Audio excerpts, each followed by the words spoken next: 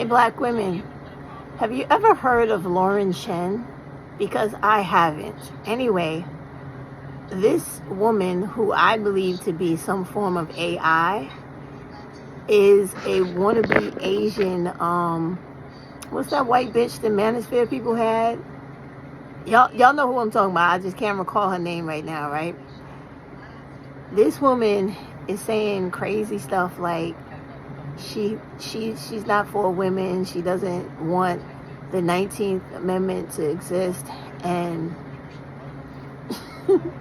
she did several videos on rage clicking or rage baiting material where she probably doesn't even care about what she's talking about and probably doesn't believe half of it, but she is saying this stuff because it makes people react out of rage. You know, this is the new thing they do now, to rage bait black women because we are money to them on social media. So she does this video about black males preferring non-black women and accusing black women of hating on black males for preferring non-black women. So she tries to make the argument that the problem is with black women, and she tends to just omit historical facts completely. Like, the reason these black males are interested in non-black women is because of their inferiority complex to white supremacy, right? The fact that we have been indoctrinated into self-hate as a result of slavery and the psychological effects of slavery.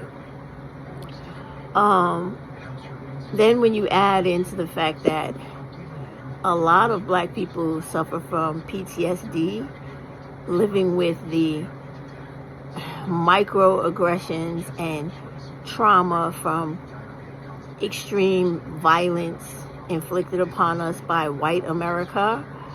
Sometimes a lot of black people try to self-defend and literally self-medicate by thinking that if they overly assimilate into whiteness, all their black problems will go away, and this beautiful skin that we have that they think is a human stain will no longer be seen by these same violent, savage, out of control whites that were so horrible and horrific as human beings.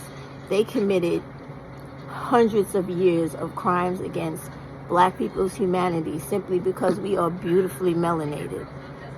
Take a listen to this video and just pay attention to how white people in America try to stoke the fires of hatred and keep race mongering and hate mongering going so that they can maintain their position of power. When if people of color outside of black people who understand what's going on would actually use their fucking brains, they would understand that all of this stuff would be able to stop overnight if people just went against the white rule, period.